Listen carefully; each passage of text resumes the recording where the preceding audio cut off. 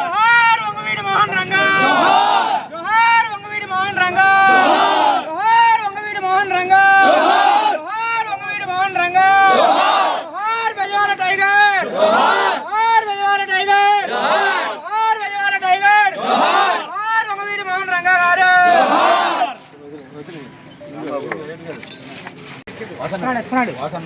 తులసి జోహార్ వంగవీటి మోహన్ రంగా గారు, జోహార్ వంగవీటి మోహన్ రంగా గారు, జోహార్ బెబ్బులి వంగవీటి మోహన్ రంగా, జోహార్ వంగవీటి మోహన్ రంగా గారు, తులసి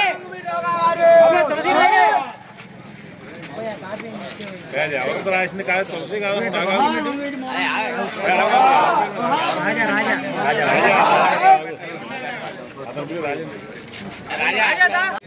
మన బైపాస్ రోడ్లో వాసవి భవన్ దగ్గర ఎలా ఉందంటే దుశ్చర్య.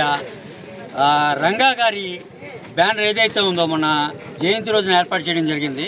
ఈ రంగా గారి బ్యానర్ని మరి వాళ్ళు ఎటువంటి ఉద్దేశంతో ఇలా చింపారో మాకైతే తెలియదు. కానీ రంగా గారి బ్యానర్ చింపడం అనేది ఇక్కడ చాలామంది అభిమానులకి బాగా ఆవేదన కలిగించింది.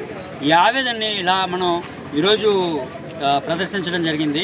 దీనికి గాను పోలీసు వారితో కూడా మాట్లాడడం జరిగింది. వాళ్ళు తగిన యాక్షన్ తీసుకుంటామని చెప్పేసి ఇప్పుడు వచ్చారు.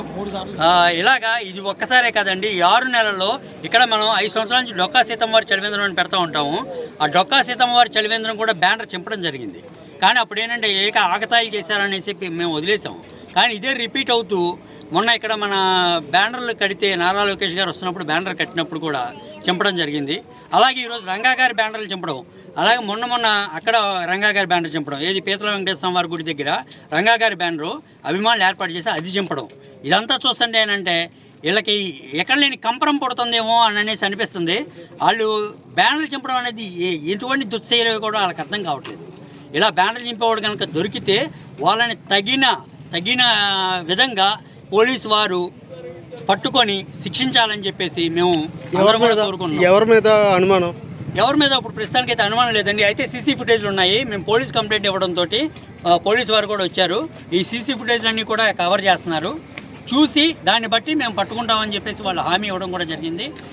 వంగవీటి మోహన్ రంగా గారి బ్యానర్ మేము వేయించడం జరిగింది. మేము వేయించింది కూడా తులసి రాజా ఇద్దరం కలిసి వేయించుకున్నాం బ్యానర్. లౌడ్ తులసి రాజా అనే ఇద్దరం కలిసి వేయించుకున్నాం బ్యానర్. ఇదిగో మీకు బ్యానర్ కూడా నేను చూపిస్తాను, ఒకసారి చూడండి.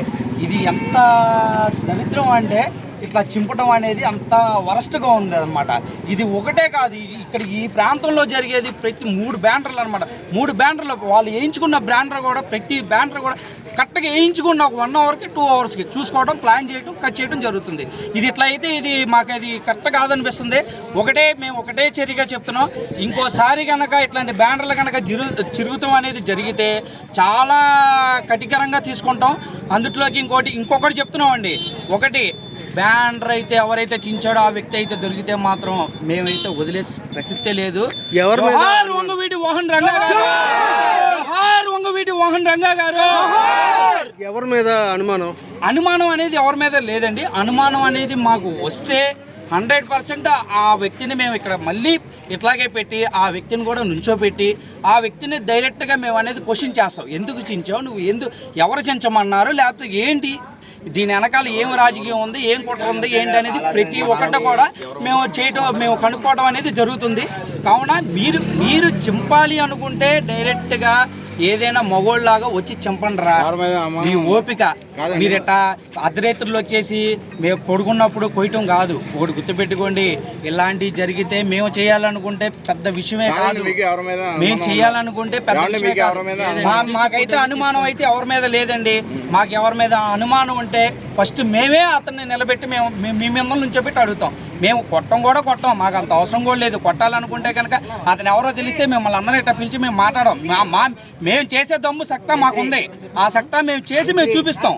కాకపోతే ఎందుకని పిలిచాం, అనుమానం అనేది ఎవరి మీద లేదు కనుక మేము అందరిని పిలిచి మేము మాట్లాడుతుంది అందుకనే.